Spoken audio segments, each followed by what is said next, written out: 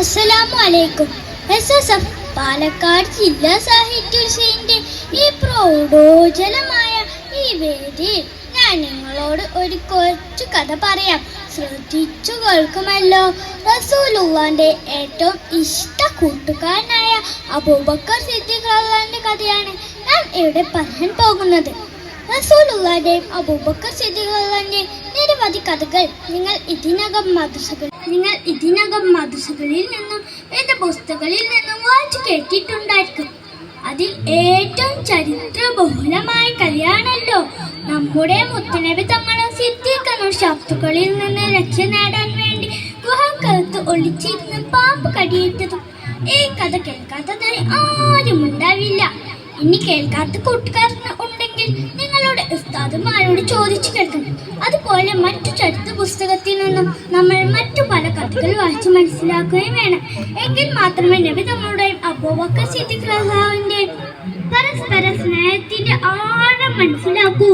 അങ്ങനെ നമ്മൾക്ക് നബി തങ്ങളുടെ സ്നേഹം പിടിച്ചു പറ്റാൻ കഴിയണം ഇൻഷാ അല്ലാഹ്. എന്നാൽ ഞാൻ കഥയിലോട്ട് കടക്കട്ടെ. പണ്ട് റസൂലുള്ളാഹിന്റെ കാലത്ത് തോട്ടങ്ങൾ ദാനം ചെയ്യുന്ന പതിവുണ്ടായിരുന്നു. അങ്ങനെ അടുത്തടുത്തുള്ള രണ്ട് തോട്ടങ്ങളിൽ ഒന്ന് അബൂബക്കർ സിദ്ദീഖ് റളിയല്ലാഹുവിനും കിട്ടി, മറ്റേത് വേറെ സഹാബിക്കും കിട്ടി. ആ തോട്ടത്തിന് നടുവിൽ വലിയൊരു മരം ഉണ്ടായിരുന്നു. ആ മരം ആരുടേതാണെന്ന വിഷയത്തിൽ രണ്ടുപേരും തർക്കത്തിൽ സിദ്ദീഖ് റളിയല്ലാഹു ഇത് കേർത്തു പറഞ്ഞു. പിന്നീട് സിദ്ദീഖ് എന്നവർക്ക് അതിൽ വളരെ വിഷമമാവുകയും ചെയ്തു.